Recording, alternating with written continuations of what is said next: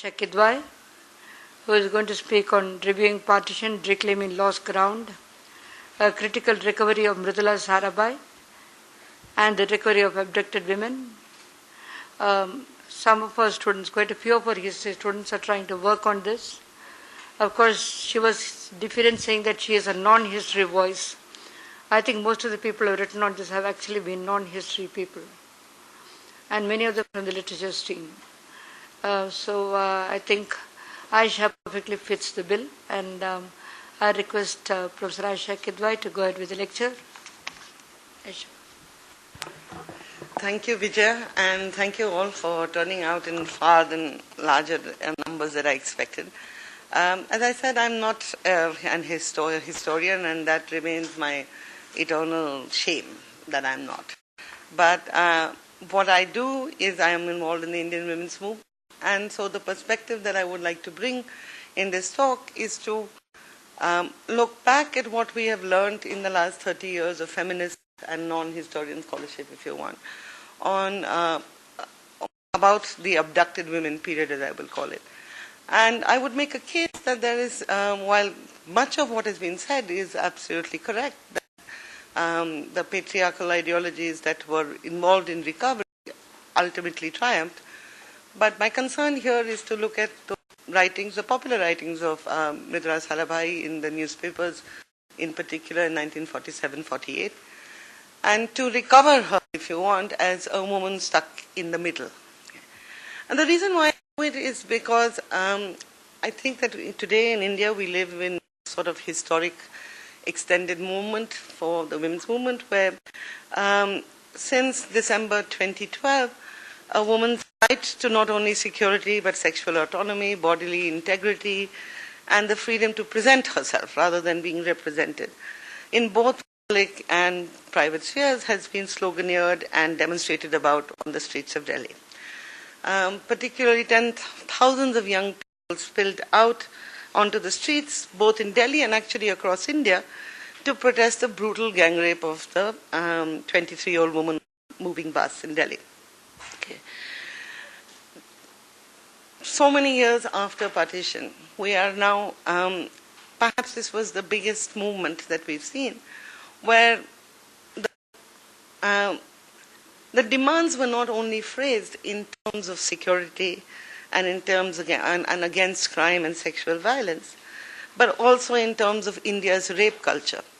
And that rape culture, as you know, everybody in this room knows, certainly extends to 1947 and even perhaps before. It talks about that movement, and I think that movement still exists today. It talks about a patriarchal Indian state that legitimizes both impunity and immunity. These are slogans, but they have value, and they have value to look back to the past. So how was this impunity and immunity defined? It's not only state, so if you take impunity, it's not defined only in terms of state security forces, the police and committing and abetting these crimes, but also that of husbands, fathers, brothers, and male society in general, where crimes are also interpreted as not only sexual crimes, but the policing of women's dress, sexuality, access to the public sphere, and even to their own inner lives. Immunity, on the other hand, is not only in terms of a criminal justice system and a legal framework that insulates perpetrators from their accusers and sort of disappears against complaint, but also in terms of how that framework explicitly exempts sexual violence on wives and explicitly criminalize the sexuality of the young and of the non-heterosexual. Now, as all of you know, that Young India's Tehreer movement first met with the response it deserved in terms of the progressive recommendations of the Justice Verma Committee, and the Bill of Rights is suggested for women. However, that the euphoria with which this report was received was short-lived. In the payback and patriarchal coin that this movement received in form of the Criminal Amendment Act 2013, impunity was dented a bit, and I use that term advisedly, and the specific violence suffered by women received recognition in the criminal justice system. But immunity has largely been preserved. and if not strengthened actually, because when it comes to the family. A woman who is a wife still cannot be raped, and consent is irrelevant for sexual relations between young women and men if they are both under the age of 18. And as we know, our natural sex is outlawed. So if you look back at the period that we have witnessed just 2 years ago, and you look back to something that we didn't witness but we have read about 60 years ago, there is actually a startling similarity. That the same kind of questions, which appear to have been raised only in the 1990s, did women have a country? Were they citizens? When they were abducted, criminality was committed on them. But to be recovered, they lost, and there was an impunity and an immunity given to families to recover. Yeah. In this period, the question that has been plaguing me is that when we talk about the recent past, we always talk about the fact that it's a beginning. Right? But as we know from what has happened since 2012, everything we asked for, we never received. Okay. And I think that there is a connection here between the way which we look to the past and the immediate past and the recent past. And I think the way that we can formulate it is in terms of a set of questions. Right? So the first of these is a set of questions which relates how social movements of citizens are to be judged. Do they really end when there is an enactment of a law? Does the granting of the sum of the movement's demands in terms of a law require the ascription of a teleological motivation to the movement itself? Or is the intervention of the state always an initiative that seeks to contain the insurrection? The second set of questions really comes into play if the answers to the first set are in the negative. So if a movement is not teleological, so if these questions about autonomy and rights are old, right, then in what a movement gets either peters out or put down, so in what forms may it persist? Given that there is a law that is not in full opposition to what the movement demanded, what is the relations that movement must enter into with the law that has interrupted it? What are the armory and the strategies that such social movements must build in order to both instrumentalize as well as to confront the roadblock that the law places in its path?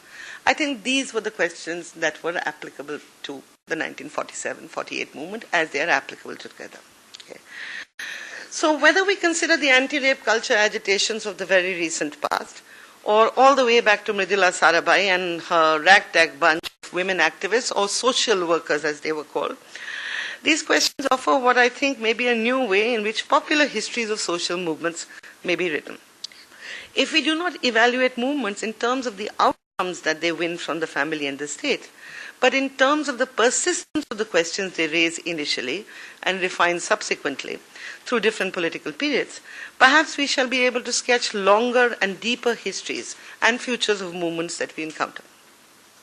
And in doing so, perhaps we may be able to better understand the reasons that underlie the appropriation of some social movements of the past by the very forces that they sought to oppose. So in this talk, my attempt is to recover the fledgling Indian state's nascent activists. Right? In the period, really, I'll only be talking about 47, 48 here, but actually the period is till about 53. My intention here, I must clarify, is not to quarrel with the feminist analysis of the patriarchal outcomes of the abducted person's recovery and rehabilitation ordinances an act that was proposed in 1957, but to question the conclusion that these activists' proposals, methods, and intentions were in consonance with those of the state. So there can be no two opinions. The fact that the very institutionalization of a recovery operation signaled an extraordinary victory in which crimes against women were brought to the center stage. As this flew in the face of a view of partition, the contemporary view at that time, where there was a lot of violence, but there was no criminality. The abduction of women was this only criminal act recognized in the 47-48 period.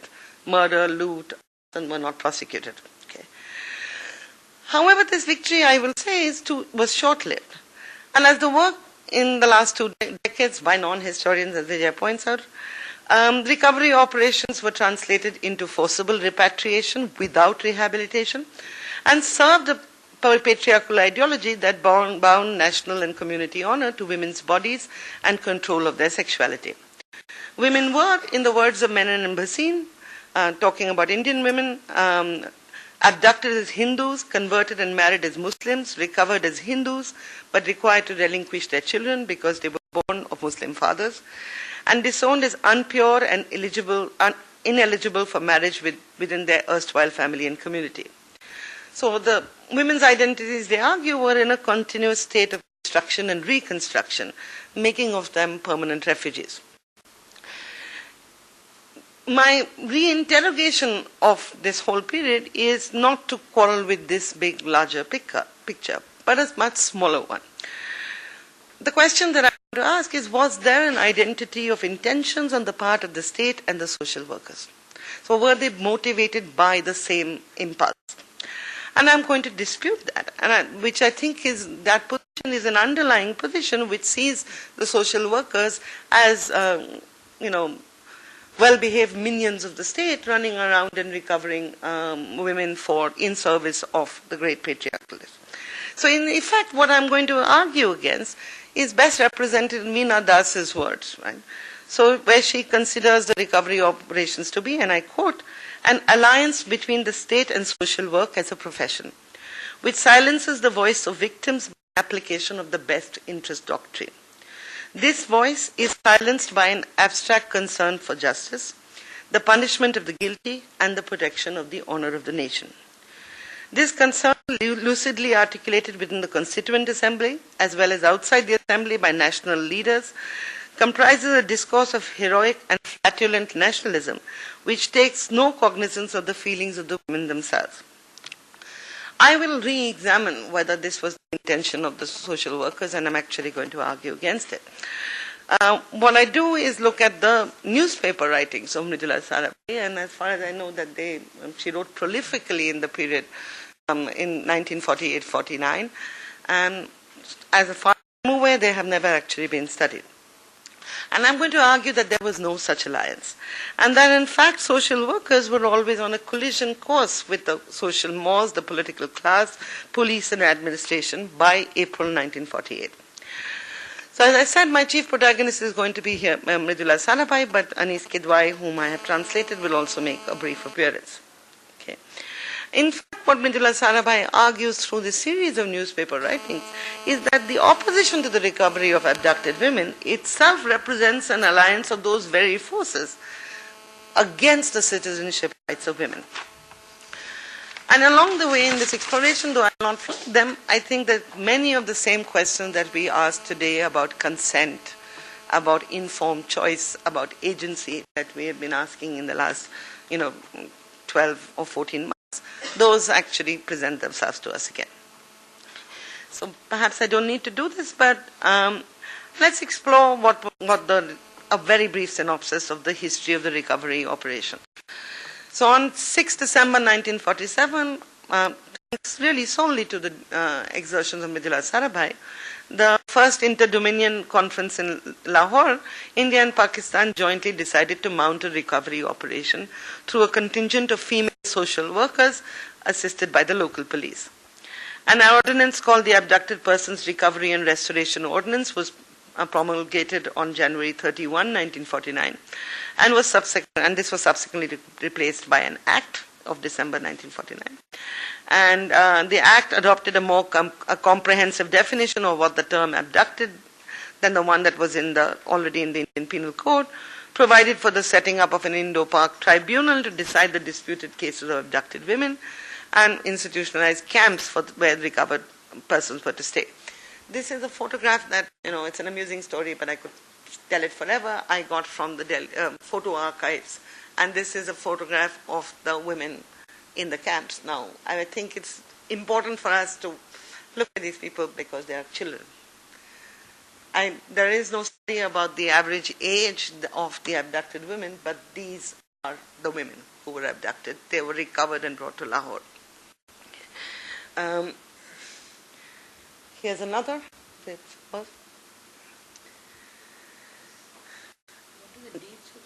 These are all 48, January, February 48. These are the social workers. I don't know who is who because there were no captions. This is photographs from the mid-1950s of women who have been recovered, children, young girls, old women, middle-aged women, 53, 54. These are police photographs which are on file. Okay. I think we can forget about this. Okay. So, to now begin with what is the main issue that I want to address. So in the spate of articles that Mridula Sarabhai wrote in the newspapers in English press, that's what I've looked at, in 1948-49, Sarabhai is at first at pains to explain the nature of recovery work and the need for social workers, involvement of social workers in the process. In an article entitled The Recovery of Captive Women from Hindustan Times on 14th April 1948, Sarabhai makes the issues involved explicit. First, she says that the abduction of rape of women in the three major communities of the Punjab has created not only the wound of grievous injury, but also the space for interlocution between women striving to understand the conspiracy that was enacted on them. And this is a quote from her. In recovered women's camps, Hindu or Muslim or Sikh, the stories that women related have the same trend. At one time, the recovered women of three communities were kept together in the same camp. It was a heart-rending experience to hear them talk to each other. Whether they were Hindus or Muslims or Sikhs, it did not matter. They talked as woman to woman, baffled, humiliated, stunned, and full of doubts for the future. Why had they been made victims of brute force was the question that puzzled them. Around these, women huddled together and crying on each other's shoulders, in the camps, there was a loud cacophony that Mridula Sarabhai tells us of the family state asking for recovery. And so while it might be the family state that clamors the loudest for instant recovery, it's the social workers who know that the fate of one woman is tied to another. Another quote. In both dominions, the eagerness to recover their women borders on impatience. The question is asked, what is delay? Remember, we are in April 1948. Blame is attributed to the other side. The average impression is that the recovery of the women is a simple procedure. Those who think this way are ignorant of human nature. By use of force alone, one may be able to recover a few, but large numbers would have to perish. It is only through active public cooperation and persuasive measures that we can get to good results. One word to the waiting relatives. If they get to work in their area and help in recovering captive women, then they will be helping an early recovery of their women in the other dominion. From Sarabhai, we learned that most of the objections to the recovery operations that dominated parliament in popular debates in the years to come have already been put into play by April 1948. Sarabhai characterizes these objections as an alliance between the abductors and those who did not, quote, want settled women to be uprooted, and that this signifies a societal and administrative reluctance to understand the notion of consent and how it must be problematized, and the notion of community honor that has to be challenged. Again a quote. Some continue to give asylum to abducted women as hostages, while others argue that now that women have settled down in their new environments, why again upset them and create new problems in their lives? Anyone who knows the psychology of a captive will not be taken in by this line of thought. Captive women have resisted, waiting to be rescued. With disappointment after disappointment on the one side and on the other, the continuous all-out effort of the abductor has made them succumb to the instinct of self-preservation, and they have given in. But this does not mean that they welcome their new environment. The time factor is of great importance, she says. The great majority of captive women are going through hell. Every moment, every extra day means more suffering for the captive women. It is only during the last 2 months that a special organization has been started and a campaign launched. But the progress is at a snail's pace. If we want an early recovery, it is necessary to have a vigorous campaign to educate the abductors and society that by abducting women in your own area, you do not harm your opponent. Abducted women have been taken away far into the interior of both dominions.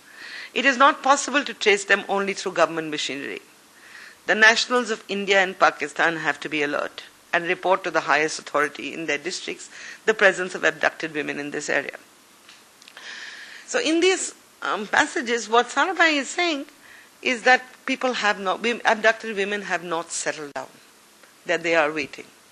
And one would assume that this was a reasonable assumption, a reasonable apprehension in April 1948. But she also goes on to make the point that social workers are needed. It's just instruments of the state cannot make this recovery. Okay. In fact, not only was the police and the administration unhelpful in the recovery operation, there were allegations that they were abductors themselves. So on the 30th April 1948, small news item in Hindustan Times tells us of an abduction attempt in which a subedar, along with 4 others, attempted to carry away the wife of a headmaster because there was a prize. I mean, you would get kudos. Okay. But social workers were always also needed because women could only confide in women. As Sarabhai writes in this article called Abducted Women, Typical Problem Cases on 18 July 1948. And I quote from that. This is a woman speaking. I am sick. I am happy. Please do not send me to Pakistan. I will do just as you want me to do. Please have mercy on me. Such would be the plea of a stunned young Muslim newcomer to the camp.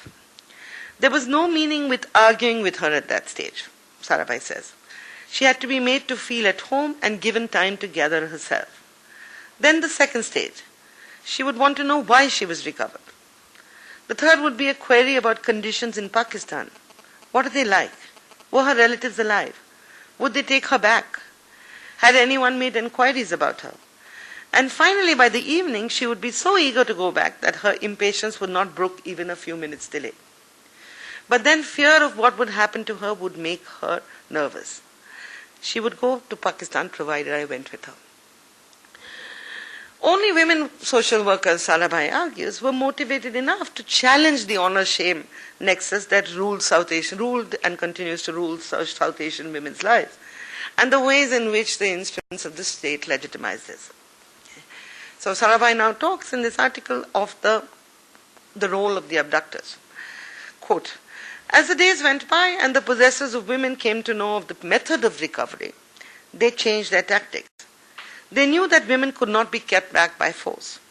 The best way was to get their active cooperation in staying behind.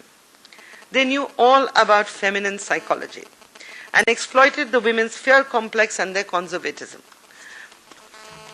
For the first few months, they had waited to be recovered and had put up a brave fight against the allurements of the abductors. No help came. Even those who might have been expected to come to their help had failed them. Now at least a rescue party had arrived. Who knows whether this was it though? Why take a risk? So the number of resisting cases began to increase. Exaggerated accounts of these happenings gathered currency and aroused sympathies for these resistors. A recovered girl reported that she had eloped with her father's servant and got married to him before the disturbances began. The camp officer and the tribunal made extensive inquiries for about 4 weeks and were about to hand the girl over to her husband when accidentally the Hindu husband turned up. Seeing him, the girl completely changed her story. She had been abducted during an attack on a convoy. She had fainted when the attack took place. When she recovered, she found that she was surrounded by Muslims. They told her that all her family members had been killed. After a few days, she was converted and married. The nikah certificate was dated before March 1, 1947. When the police came to take her to a recovery camp, the new relatives warned her that Hindus were vindictive. So looking at what Sarabhai says, there's so much more depth to these stories, and at which point do you understand this is what the women wanted to stay? And I think that is a question that confronts us even today. To understand why women refuse, we must turn to actually not Mridula Sarabhai, or the whole range of factors for why they refuse, but to Kamlaben Patel and Anis Kidwai. I'm going to quote from Anis Kidwai here, who was a close associate of Mridula Sarabhai, though not involved in the recovery operation per se. And this is from In Freedom's Shade, and this is what Anis Kidwai says.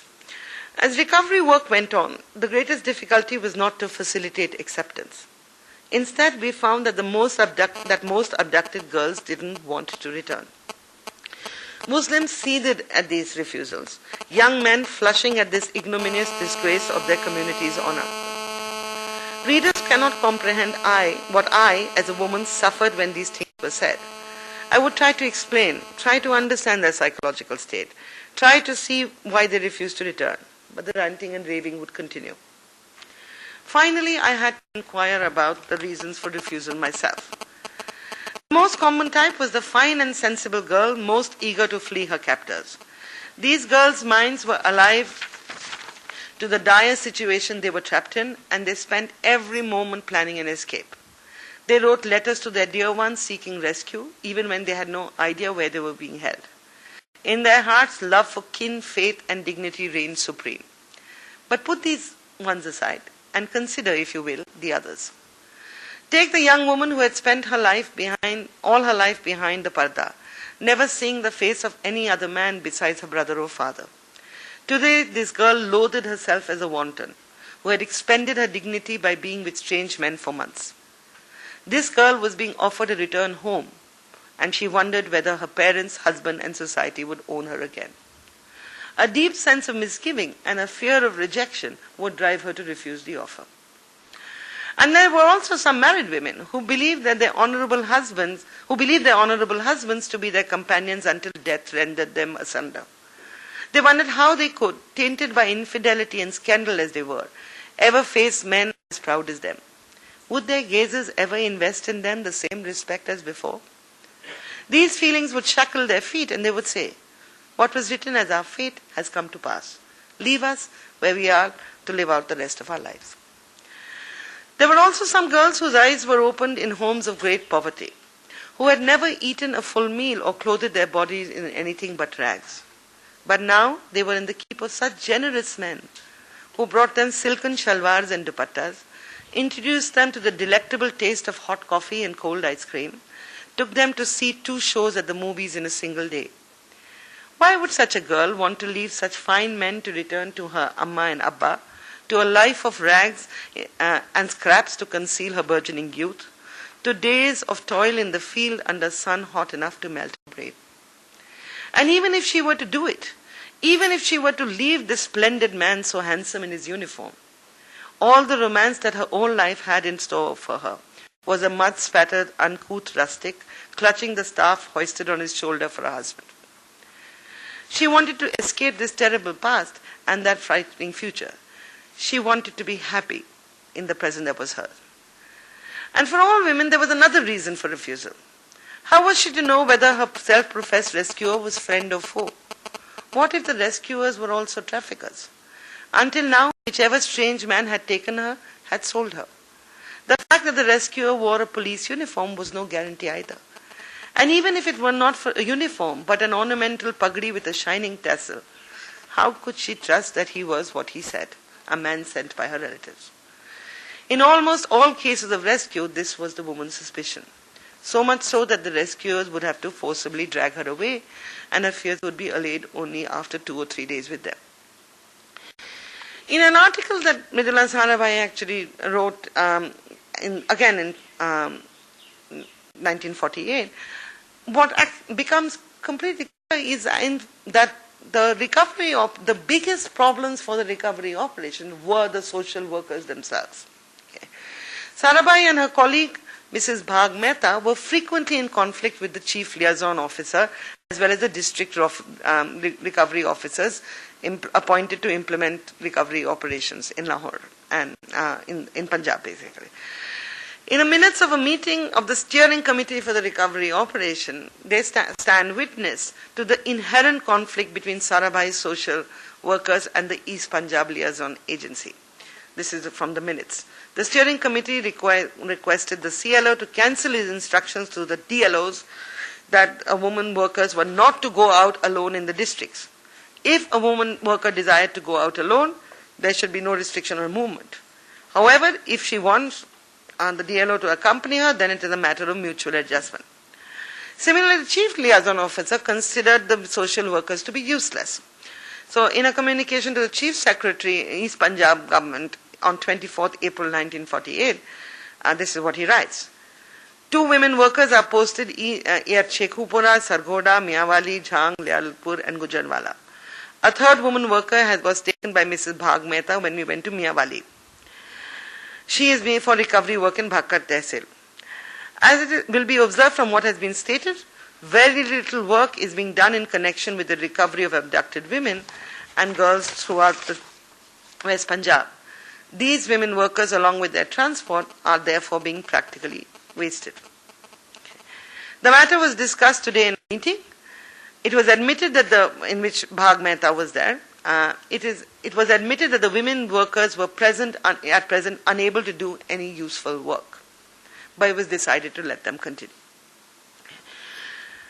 By August 1948, Mridula Sarabhai is writing explicitly about the range of influential support that abductors have, not the women.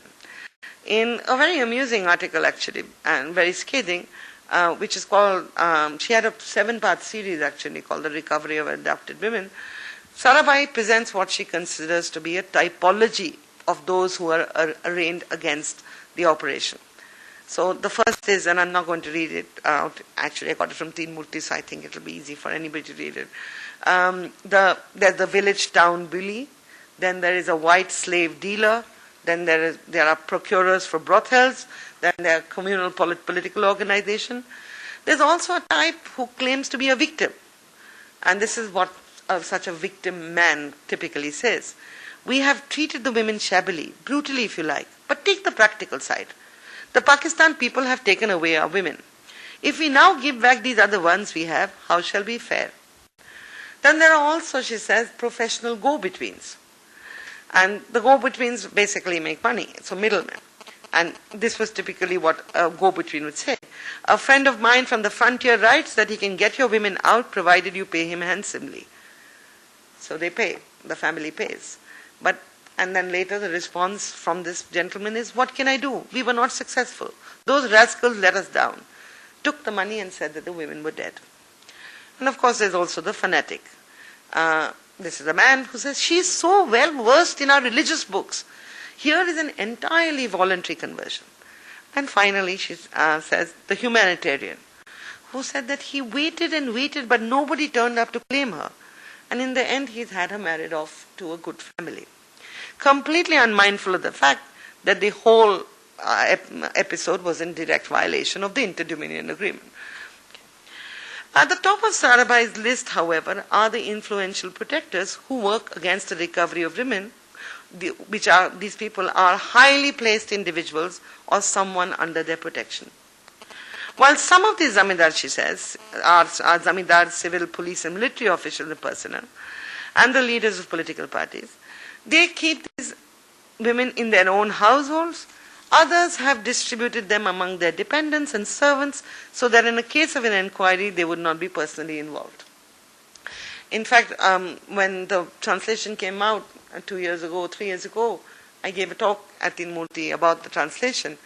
And there was a gentleman in the room who had just come to Delhi in January 1948.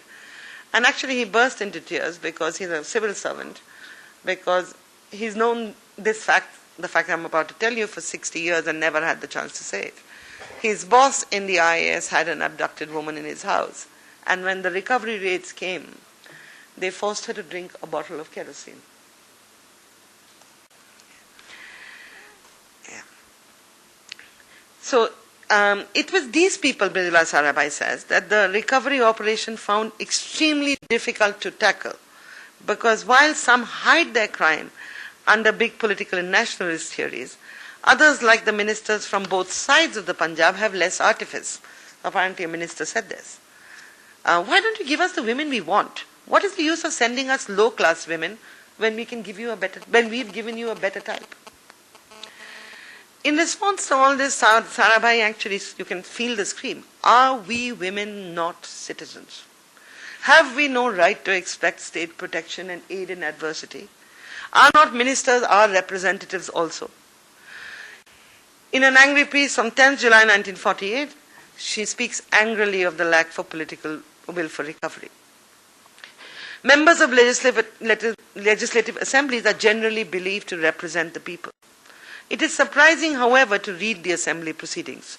Not one MLA, either in Pakistan or the Indian Parliament or the East and West Punjab legislators, had asked questions regarding the difficulties faced by their respective governments in recovery work in their own territories.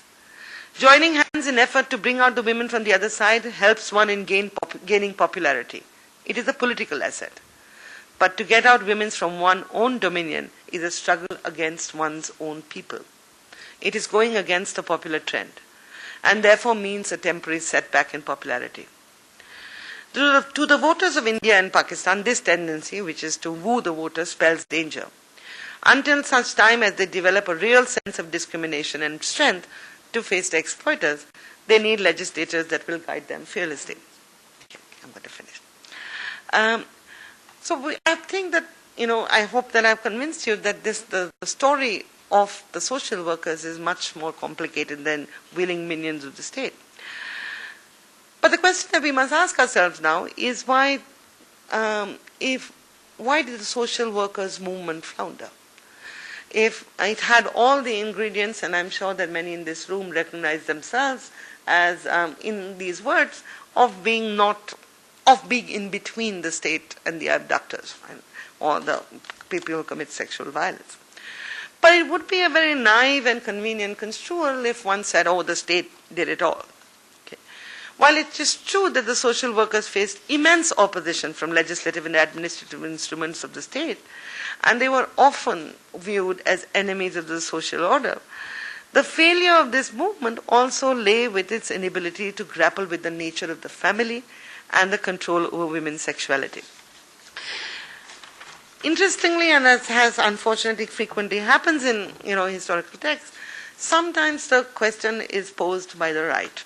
And in one of the debates in 1952 on the matter of the Abducted Persons Recovery Amendment Bill, a gentleman called C.G.K. Reddy from Mysore intervenes in the debate, and I won't go into the details before. He says very many patronizing things.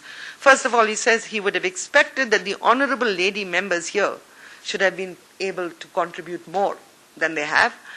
And because he says, I think that the issue should be seen, lady members here should have been able to probably contribute much more than what we practical men can do in this respect. And he says that, because he's a practical man, he can look at the facts as they are in the world, not as they should be. Okay. And this is a brief thing that I want to read, and this is what he says. He says, it is not as if it is only due to partition that this strange and most unfortunate relationship has come into play in this country or the world. There are other occasions, in our country especially, when even though solemnized and respectable, marriages start off with a relationship almost akin to that between an abducted woman and another man. Are we not aware, sir, that many of our girls are forced against their consent to marry men that they thoroughly dislike? Are we not aware that even in a few years of this remarkable companionship, which more or less is thrust upon them, after 5 years, after some children are born, it is not possible for us to separate them? And in doing so, I think C.G.K. Reddy asked the question, right, that what is the nature of women's relation with the family? I think that the social workers movement actually failed to even address this. Okay. No one in the House, especially the women members, dare to take on C.G.K. Reddy. Okay. A woman who is worthy of recovery herself, Dr. Sita Parmanand, who till this day is the single largest mover of bills. Unfortunately, all of them lapsed in independent India. And Oxford, DPhil, something else. A really admirable woman whom we don't really know very much about. She makes a point, which is, well, she was a woman of few words. So she says that if a stay of 5 years at a place should bind abducted women to those persons and places, should it not be realized that several years' association before the event should bind them to their original home? But in general, I think Sita Parmananda's side It is this inability to problematize and the question of consent, the question of agency, that interrogate the nature of the family, that caused the social workers' movements to flounder. Okay, and just to conclude, I want, let me just see what I should skip. Okay. What the social workers required was actually a deeper understanding of women's experience within the institutions of the family and marriage, as well as the complex networks of women's solidarity that ran through the camps of fellow victims. And because they failed to to recognize that there was common cause amongst the women who were in the camps, or that movements could only succeed or at least grow if the social workers made common cause with the women in the camps. What somebody like Mridula Sarabhai says is frequently the way she represents it, she's aware of the fact that there is this solidarity. But she sees this solidarity as indiscipline. She says the women in the camps had developed a herd mentality. A few had become leaders, each with a group of her own. The police officers in charge made use of them to keep the others in control. This was but natural. How otherwise could they manage such a crowd? But the leaders and power and influence also increased. So there's a meeting that she talks about where this crowd of young girls confronts the social workers. A young girl took the floor and argued out their case. She said, "You say abduction is immoral, and so you're trying to save us. Well, now it is too late. One marries only once. Willingly or by force, we are now married. What are you going to do to us? Ask us to get married again? Is that not immoral? What happened to our relatives when we were abducted? Where were they? They tell you that they were eagerly waiting for us. No, you do not know our society. Life will be hell for us. Some of our nearest relatives are living here as converts. We cannot leave them and go again." So in the narrative that Sarabhai has, this young woman and some others were won over, agreeing to return once their relatives actually came to meet them. There were yet others who first agreed and then changed their mind. Such was the case of one Muslim woman who first accepted and moved out to the India-Pakistan Transit Center and then actually moves back in. The reason why she moves back is because she says that if she were to stay, she would then be sent to the Indian Women's Rehabilitation Center, which was a form of incarceration. But even those who left willingly, farewells would be a spectacle. A final quote from Mridula. "Leave-taking was also a problem. It is said to be usual with women to cry when bidding farewell to someone, but never have we known such hysterical outbursts as at these camps. The outgoing women and those that remained behind, saying goodbye to each other, raise such a tumult of grief that it draws the attention of the whole area, and the outsiders, not knowing what was going on, might easily suppose that violence and force was being applied to the women in the camp." This pathos of this situation, in which the women who have nowhere to go tug at the heartstrings of those who do, and the welter of grief that spills over as women, might appear to leave Sarabhai unmoved. But actually that conclusion is also hasty. For Sarabhai goes on to remark that the desperation of all women in the camps is driven by fear of the future. This fear is, of losing their children, of the reception they will get. This fear is nurtured and embedded in them by the police recovery squads, novice social workers, camp managers, and Maristan. And so she concludes that it will have to be treated with the women are not in a normal state of mind, and they have to be treated with the sort of technique that can be used by a psychologist. And, she says, the wish of the women concerned should not be given undue weight. Unfortunately, I think it is this statement which has become the characterization of the abducted women's period, but I hope to have shown you that, in fact, the story was much more complex.